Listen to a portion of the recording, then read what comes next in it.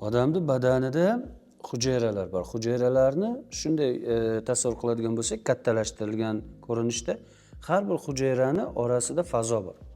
Hujayradan ishlab chiqilgan mahsulotlar, ya'ni o'sha hujayralarga kerak bo'lmagan o'zbekcha qilib aytadigan bo'lsak, axlatlar hujayralar aro fazosiga chiqadi.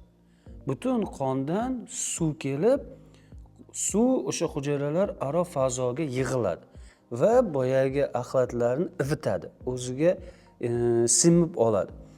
Bizi harakatimiz, keyin ma'lum bir ichki ma'lum bir osmotik davleniya oqibatida bu suv o'ziga axlatni simib olgan, singdirib olgan suv harakatga keladi va bizni badanimiz bo'ylab harakatlanib limfa tugunlariga keladi. Limfa tugunlarida yana qolgan hujayralar, o'lmay qolgan mikroblar kabi yot misol uchun organizmlar siqib o'ldiriladi va ular yana ham eziladi.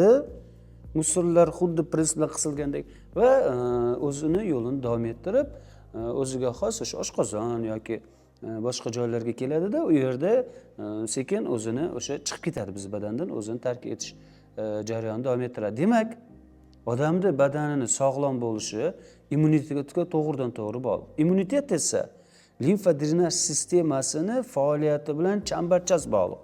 Agar hujayralaringiz orasida kir ko'p bo'lsa, siz qanchalik harakat qilmang, boyagi kirni dori bilan chiqarib tashlab bo'lmaydi. Uni maxsus mashqlar yordamida chiqarishingiz mumkin. Men sizga kursimizni tavsiya qilaman. Tabiiy hol bu kursda biz birinchi o'rinda limfa drenaj tizimini tozalash bilan shug'ullanamiz. O'ziga xos noyob, tengi yo'q, hech qayerda topa olmaydigan mashq. Bu mashqni men o'zim yaratmaganman, ota-bobolarimizdan olganman va laboratoriyada tekshirilgan. Bu mashq 100% samaradorligi isbotlangan. Kursga taklif qilaman, immunitetni kuchaytirish kursiga. Sog'liqning asosi bu immunitet, qadrdonlar. Immunitetingiz kuchli bo'lsa, har qanday kasallikdan tez tuzalib ketasiz. Demak, kasallar bilan tuzalib yurishdan ko'ra immunitetni ko'tarishimiz lozim.